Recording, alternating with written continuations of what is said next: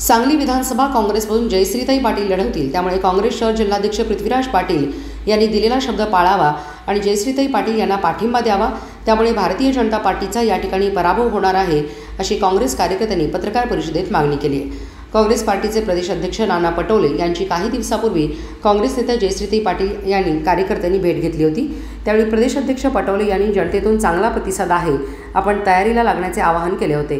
त्याप्रमाणे आज जयश्रीताई पाटील यांना उमेदवारी मिळावी, अन्यथा अपक्ष लढवू असा इशारा यावेळी कार्यकर्त्यांकडून करण्यात आला। यावेळी कयूम पटवेगार, किशोर शहा, उत्तम साखळकर, संतोष पाटील, शीतल लोंढे, संजय कांबळे, चिंटू पवार उपस्थित होते। ज्या घरानं किंवा ज्या लोकांनी काँग्रेस वाढवली त्यांचा जर आत्तापर्यंतचा अनुभव बघितला तर ना मदन भाऊंना काँग्रेस पक्षानं त्यावेळी उमेदवारी दिली, ना विशालदादांना परवाच्या इलेक्शनमध्ये काँग्रेस पक्ष उमेदवारी देऊ शकला। त्यांच्याकडे मेरिट नव्हतं का? मेरिट होतं, आणि आमच्याकडेही मेरिट आहे। त्यामुळं आमच्याकडे मेरिट आहे, आम्ही जनतेची विकास कामं करत आलो आहे, जनतेवर राहत आलो आहे। सत्तेत असो नसो, आत्तापर्यंत 45 वर्षात काँग्रेसचे फक्त एकदा अपक्ष आमदार मदन भाऊ निवडून आले, ते पण अपक्ष आले, काँग्रेसचे नाही। त्यामुळं काँग्रेस पक्षाने मागच्याच वेळी वहिनींना उमेदवारी द्यायला पाहिजे होती, मुळात त्यावेळी त्यांनी थांबायला लावलं। आपल्या इथं आत्तापर्यंतची परंपरा आहे की ज्या घरामध्ये तिकीट असतं त्या घरामध्ये जर कर्ता पुरुष म्हणजे तिकिटावरचा व्यक्ती वारला की त्याच्या घरामध्ये निश्चित पुढच्या वेळी तिकीट दिलं जातं। मात्र असं असताना सुद्धा वहिनींना थांबवण्यात आलं आणि पृथ्वीराज पाटील साहेबांना तिकीट देण्यात आलं। त्यावेळी वहिनींनी सांगितल्यामुळे आम्ही सर्वांनी पृथ्वीराज पाटील साहेबांचं प्रामाणिकपणे काम केलं। यावेळी सुद्धा त्यांनी वहिनींचा आदर करतात, ही भाषण काल केलेलं आहे, भाष्य केलेलं आहे, आम्हालाही त्यांच्याविषयी आदर आहे। जर तुम्ही आदर करताय तर भाऊंच्या प्रतिमेसमोर दिलेला शब्द पाळा, आमची तुम्हाला विनंती राहील। भाजपचा कट कारस्थान आहे हे जे त्यांचं वाक्य आहे की भाजपचा उमेदवार निवडून यावा म्हणून आमच्यामध्ये भांडणं लावली जातात। जर तुम्हाला वाटतं इथं काँग्रेस निवडून यावी तर तुम्ही दिलेला शब्द पाळा, वहिनींना काँग्रेसचं तिकीट द्या, काँग्रेसच निवडून येणार आहे। ज्या लोकांनी भाजपच्या नेत्यांबरोबर गुप्तगू केलंय त्यांना तुम्ही विचारावा की नेमका कट काय ठरला आहे। आमची ज्यांनी सांगितलंय की भाजपचा कट आहे त्यांना जास्त माहीत असणार ना की हा कट कुठं शिजला आहे, त्यामुळे त्यांनाच विचारा तुम्ही की हा कट कुणी शिजवला आणि कुठं शिजला आहे। आमची भूमिका क्लिअर आहे।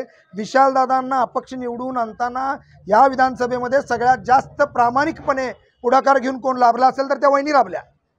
पक्षाचे जोडे बाजूला ठेवून अपक्ष तर अपक्ष, कुठेही गळचेपीची भूमिका न घेता, कुठेही महाविकास आघाडीने तिकीट दिले नाही म्हणून त्यांच्या नादाला न लागता किंवा महाविकास आघाडीचा उमेदवार नाही म्हणून घरात न बसता वहिनी रस्त्यावर आल्या, वहिनी राबल्या आणि वहिनींनी सांगलीच्या अस्मितेसाठी ही इलेक्शन हातात घेतली आणि सांगलीचा आवाज आज संसदेमध्ये घुमतोय।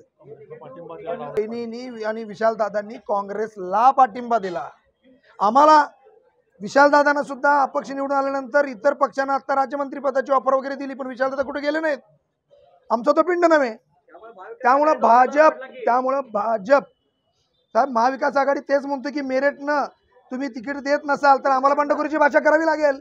मदन भाऊंनी केली, विशालदादांनी केली, गरज पडली तर वहिनी साहेब पण करणार।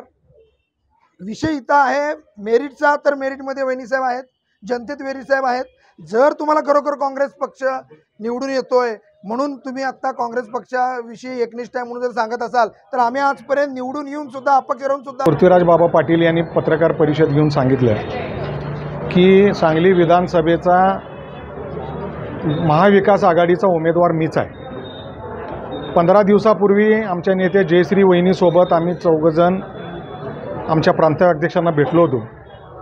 नानाभाऊ पटेल आणि पटोले साहेबांनी सांगितलं होतं की कोणाचीही उमेदवारी महाराष्ट्रात आता फायनल केलेली नाही आणि सर्वेमध्ये वहिनीसाहेब तुमचं नाव पुढं आहे। पक्षाचं धोरण महिलांना संधी देण्याचं ठरलेलं आहे, म्हणून तुम्ही आणि जोरदार तयारी करा, कारण आपल्यातले जे विद्यमान आमदार होत्या महिला धडाडीच्या ते आता खासदार होऊन गेल्यात आणि पुढचा 29ला आरक्षण लागू असल्यामुळे महिलांना जास्तीत जास्त देण्याचं धोरण पक्षानं ठरवलं आहे, म्हणून तुम्ही जोरदार तयारीला लागा असं त्यांनी सांगितलं। आणि तिने अनेकदा सांगितलं की इथंच नव्हे, महाराष्ट्रात कुणाचीही उमेदवारी फायनल नाही. असे असताना अध्यक्ष म्हणतात की महाविकास आघाडीचा उमेदवार मीच असणार. म्हणजे ते प्रदेशाध्यक्षपेक्षा मोठे झाले का असा प्रश्न उपस्थित होतो. त्यांच्या प्रेसमध्ये तिने अनेकदा म्हणलेत की काँग्रेस पक्षाने ह्या 7-8 वर्षामध्ये त्यांच्या नेतृत्वाखाली 300 आंदोलनं केली, 100% केली. पण फक्त काय तिनेच केली का? त्यांच्यासोबत आमची सगळी टीम होती. जयश्री वहिनी प्रत्येक मेळाव्यामध्ये, आंदोलनामध्ये, बैठकामध्ये, भारत जोडो यात्रे सगळ्या नियोजनात जयश्री वहिनी अग्रेसर होत्या. तिने आम्हाला वेळोवेळी सांगायच्या की आपले सर्व कार्यकर्ते काँग्रेसच्या मेळाव्या आणि आंदोलनामध्ये सहभाग घेत जावा. तर असं असताना मीनच 300 घेतले हे म्हणणं चुकीचं आहे.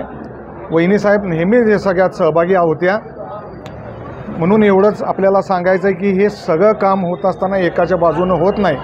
आम्हालासुद्धा निरोप देताना पक्षपाती झाला आहे. आंदोलना गर्दी करायला आम्ही वहिनीसाहेबांच्या सोबत असतो म्हणून महत्त्वाच्या ठिकाणी काही दिलं गेलं नाही. पण पक्ष म्हणून चालवत असताना वहिनी म्हणल्या कुणावरही काय बोलायचं नाही.